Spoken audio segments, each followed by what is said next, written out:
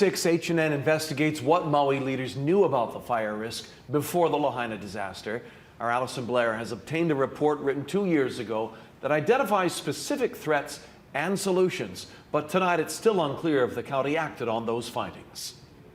We're talking about the 2021 Maui Wildfire Prevention and Cost of Recovery report. I tracked down the lead investigator who told me after the report was turned over to the county, there was never any follow-up.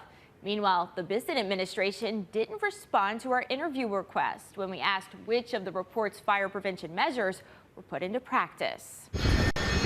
911 emergency, how can I help you? My mom and my baby are still up on Lahaina Luna Road. Emergency calls provide a glimpse into the horror of August 8th, 2023. We don't have a car. We need a base. Okay, you guys need to just grab the dog and go. 2 months after the deadliest wildfire in modern U.S. history decimated Lahaina town, yet another document is surfaced, prophesizing the consequences of poor land management, inadequate planning, and drought.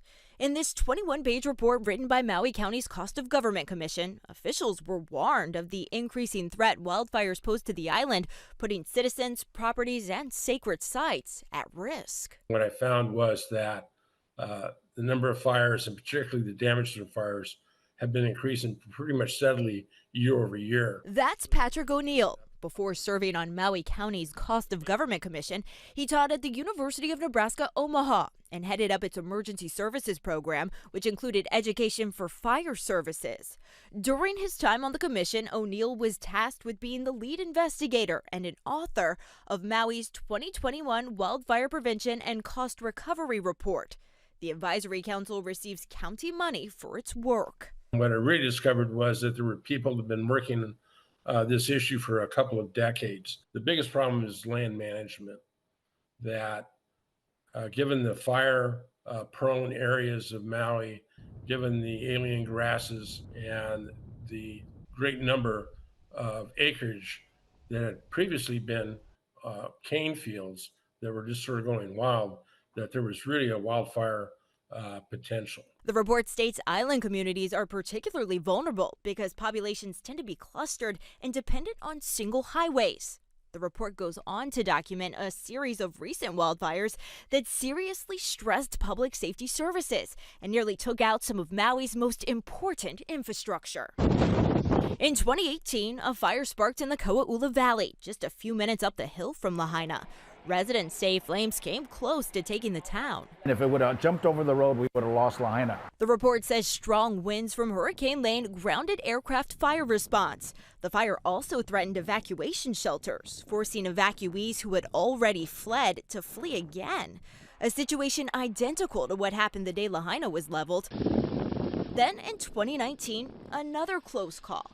According to the 2021 report, the Waiko Road fire consumed 9,000 acres and threatened Maui Electric Company's Ma'alaia power plant, which supplies electricity to 80% of the island. Later that same year, the Ma'alaia fire threatened homes, land, and people. The report says it also shut down part of Honoapi'ilani Highway, which connects residents to essential services.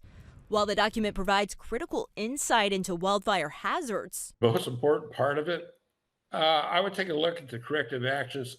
here's what he's talking about. The report includes 4 pages of fire prevention strategies or actions the county could take to reduce the frequency, magnitude, and threat of wildfires. Things like routinely inspect power transmission lines, increasing the width of fire breaks, and creating a comprehensive property assessment program to identify poorly maintained and fire-prone properties and directing corrective measures. H&N Investigates asked Mayor Bisson to sit down with us and discuss the findings of the report. We also asked which recommendations the county had put into practice, but no one ever responded to our request. It's another document that points to the county knew. Attorney James Bickerton represents nearly 24 people impacted by the August 8th fire. Have you been able to determine if any of these preventative suggestions were implemented? We have not found any record yet. Meanwhile, O'Neill says it's crucial that actions are taken to mitigate wildfire hazards, not just on Maui, but across the state. He says if problems are ignored, the risk of devastating wildfires will only increase. Allison Blair, Hawaii News Now.